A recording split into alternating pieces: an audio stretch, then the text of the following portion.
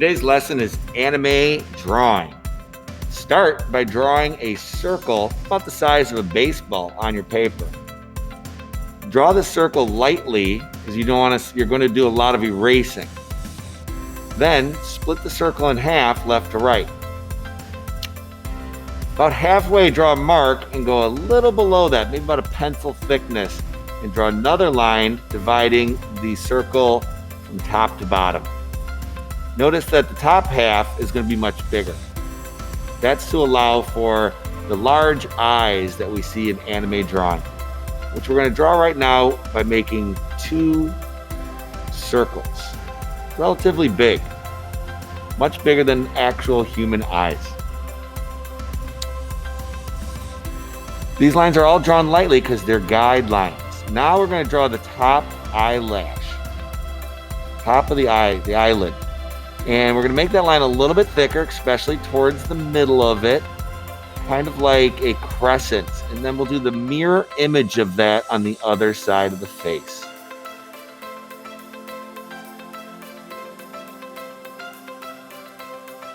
Draw the bottom eyelid, just a small outlining of that circle. I don't usually go too thick or heavy on that line.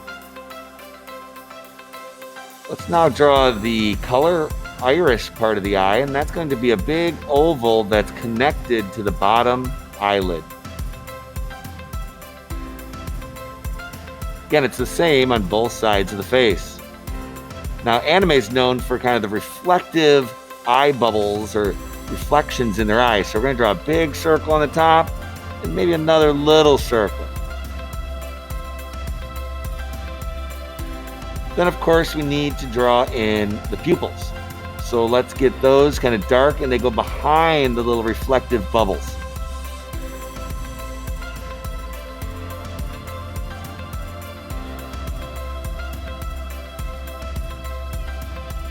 And there we have some nice eyes. We can draw eyelashes on there.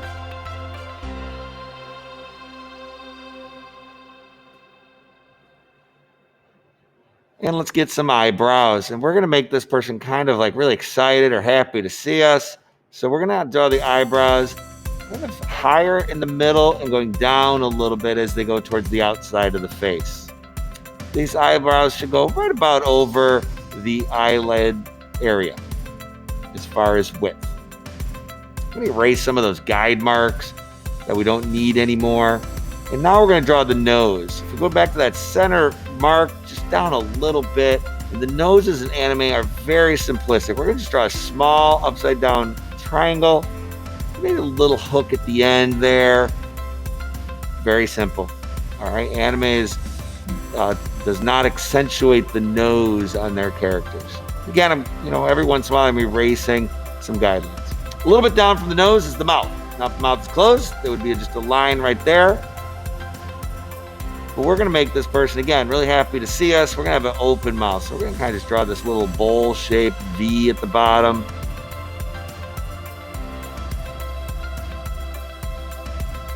And, maybe we'll get a little tongue in there at the bottom. And then we can color in. Don't worry too much about coloring that in, as we'll go over it in marker later.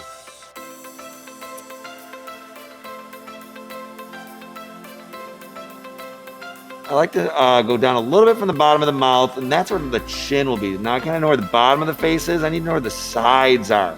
And we're going to draw in two lines that are really close to the eyes there. They can be straight up and down or angled in a little bit. And those are the edges of the face. So that kind of gives me a guideline of where to connect.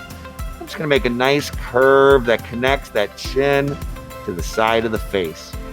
So notice we did not use that circle outline. That circle guided us in the beginning. But now we're kind of creating our own edge to the face.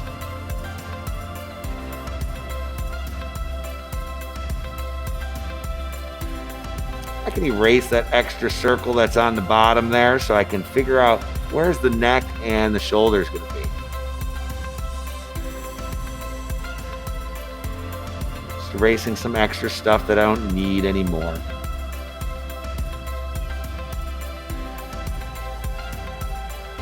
I do the neck about the same width as the mouth there, if the mouth is kind of open. And the shoulders down at a slight angle, not straight across. A little bit down of an angle, slightly.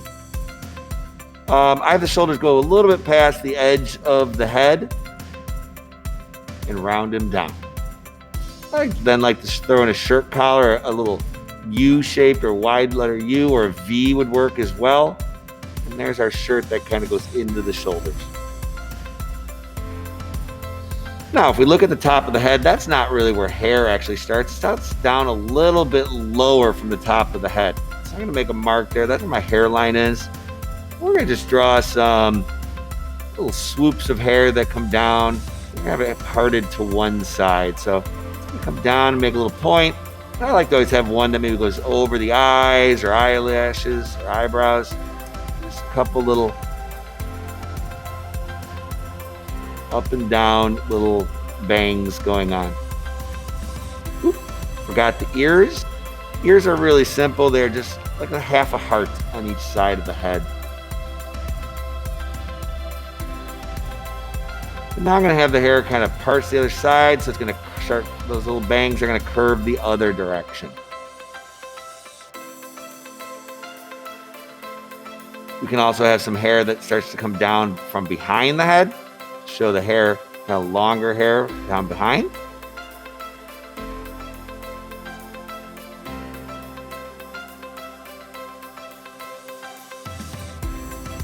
Again, do this all lightly so that it can erase later, or if you make mistakes, you can change them. Anyway, we have some more hair that's at the top of the head. Notice it goes above that original circle. The hair goes above the head, okay? So now I can erase that original circle guideline, and we can see the hair instead. Any other guidelines you can erase at this time. Let's figure out what's going on with the arms or shoulders here. Instead of having just a shoulder, I'm going to have her waving. So I'm going to draw, that's the sleeve sticking out there, just this little rectangle. And then the other sleeve is kind of, her arm is pointing down. Draw an arm in there. And we'll have that kind of cut up by the bottom of the paper. And here's her other arm. 90-degree bend in the elbow. Notice it kind of tapers down a little bit, meaning it gets a little bit narrower towards the wrist than is the forearm. And then a circle at the top.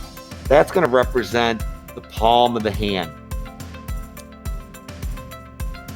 Straight up from the wrist, I'm going to draw the pointer finger. And then the ring finger, which is a little bit longer. I'm sorry, the middle finger. The ring finger is about the same length as the pointer finger. And then the smallest is the pinky. Little angle line going off from the wrist and a small oval for the thumb. There we now have a hand. Erase a little bit of that original circle, and we got a nice waving hello.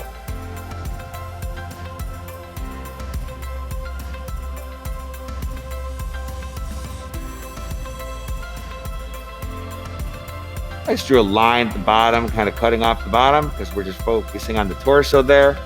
Now I'm going to take a Sharpie marker, a thin tip marker, and I'm going to outline everything. First thing I outline up here is the hair, because some of the hair goes over the eye. So where the hair goes over those, I'm going to erase everything that it covers. Now I can draw in the eyelash and see, you don't see it behind the hair. And of course, I'm making that line nice and thick like I did when I did it with pencil.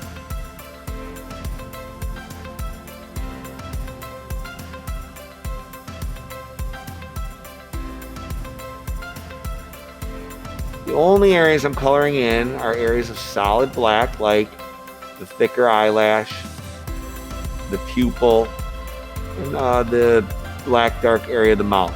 Notice I didn't outline the outside of the eyeball, just the eyelashes, top and bottom. We're going to leave that open space there. So now we're going to take a little time and just outline our picture.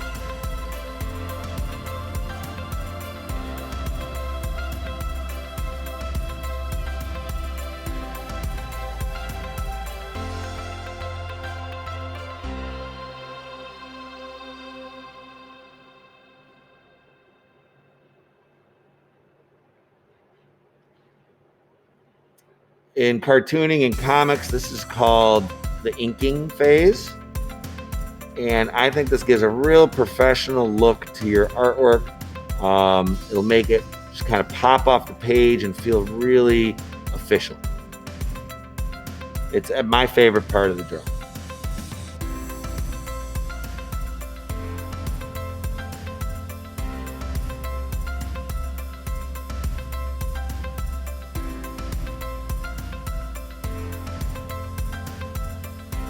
Now, really thin tip Sharpies are not the best for coloring in large areas. This mouth's a pretty small area, so I think that's acceptable. But if you have a large area you're coloring in, get a bigger marker. It'll make life easier.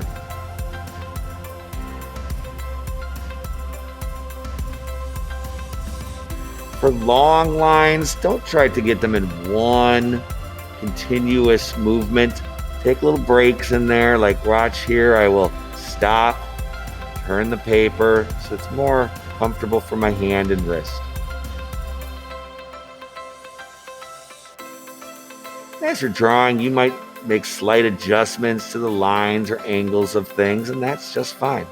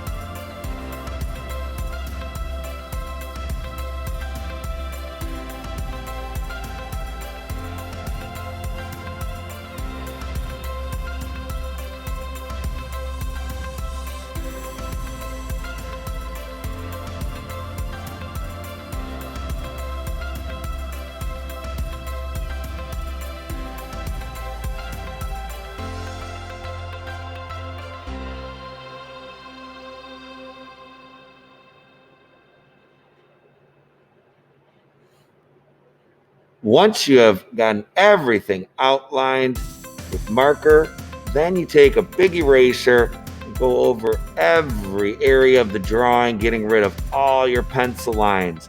And this is the part that I love because it just makes it feel like an official drawing. It gets rid of all your sketches and just makes that picture pop off the page.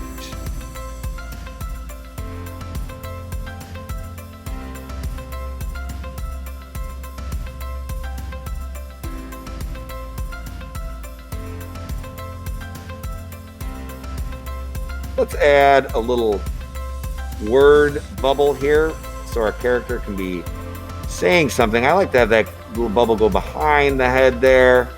Saves a little space. Then you can write whatever you want in there. I'm writing, I love art. This person loves art class. Again, I'm going to go over that in marker. I always do pencil first, because then you can make mistakes. Then the marker makes it official and permanent.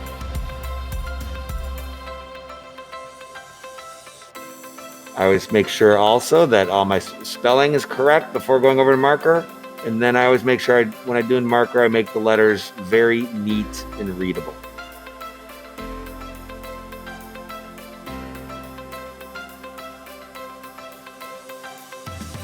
And then, of course, take our eraser and clean off the pencil. Once all the pencil's erased, we are ready to add some color.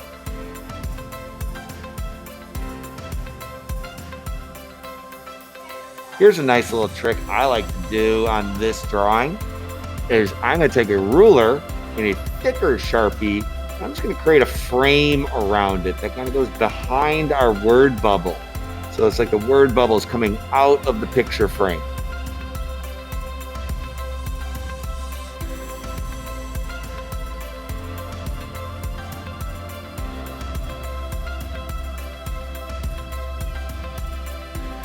So now we're ready to color, and I'm going to be using markers.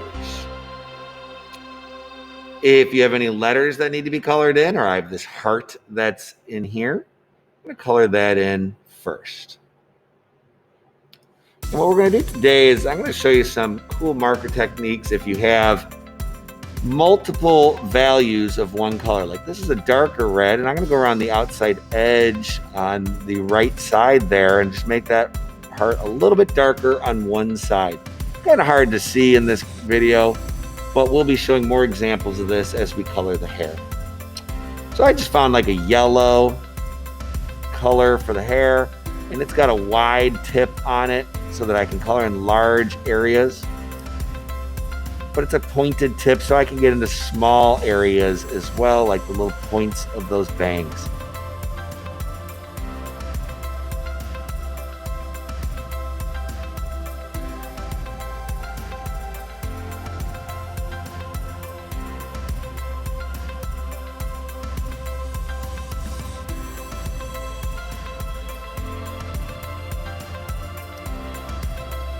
Now I use that wide marker on big open areas. In a little more complicated areas, I like to use the point, kind of outline areas, and then fill in. Of course, I could turn the paper any direction I want and make it easier for my wrist. I don't need to worry about it being right side up until I'm all done.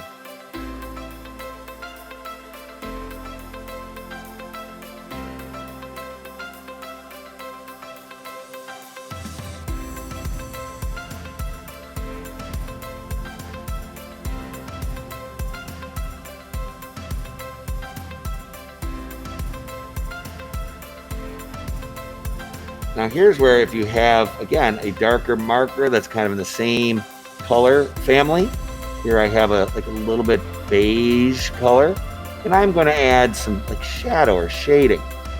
So I'm assuming that the light is coming in from the left side of this picture here and causing it to be lighter, more towards the left, and as it goes to the right, I draw a little dark shadow.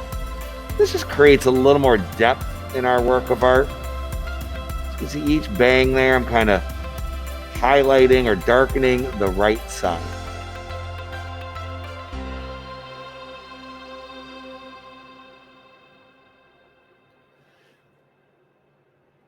We'll continue doing that around each bang.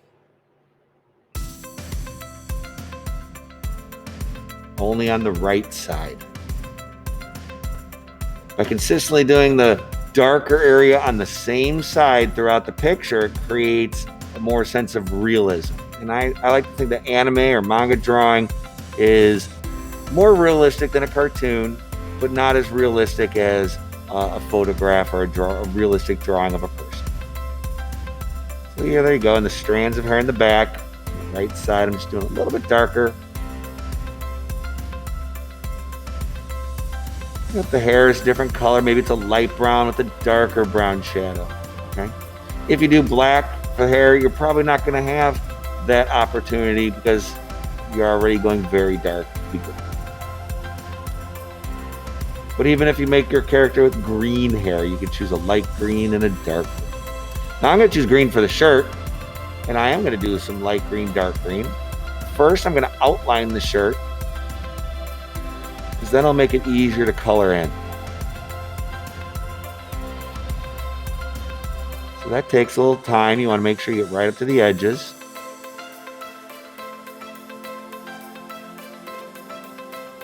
Around the little parts of the hair here, I kind of use that pointed tip of the marker to get around the detailed areas. And now I can just do wide brush strokes to fill in, and I won't worry about having to go out of the line because I have that big green border to go into.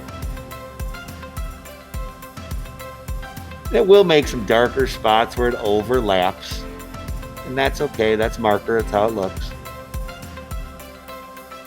I'm going to take a darker green here, and again on the right side here, I'm just going to draw in some darker lines, kind of like shadows. You also get some shadow under this sleeve on this side as well.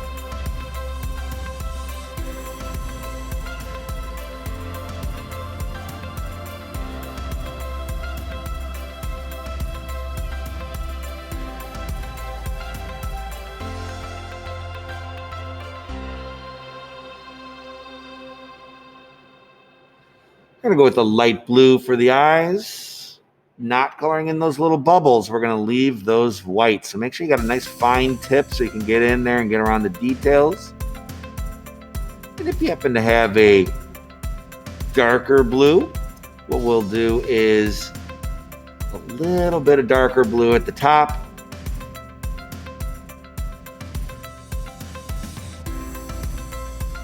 Of each of the eyeballs will create a nice little value change in there. I think the only thing left there is to get some color on the tongue. I chose a pink. Red would work as well. I'm going to do a little shadow on that, but it probably will not be too noticeable on the camera.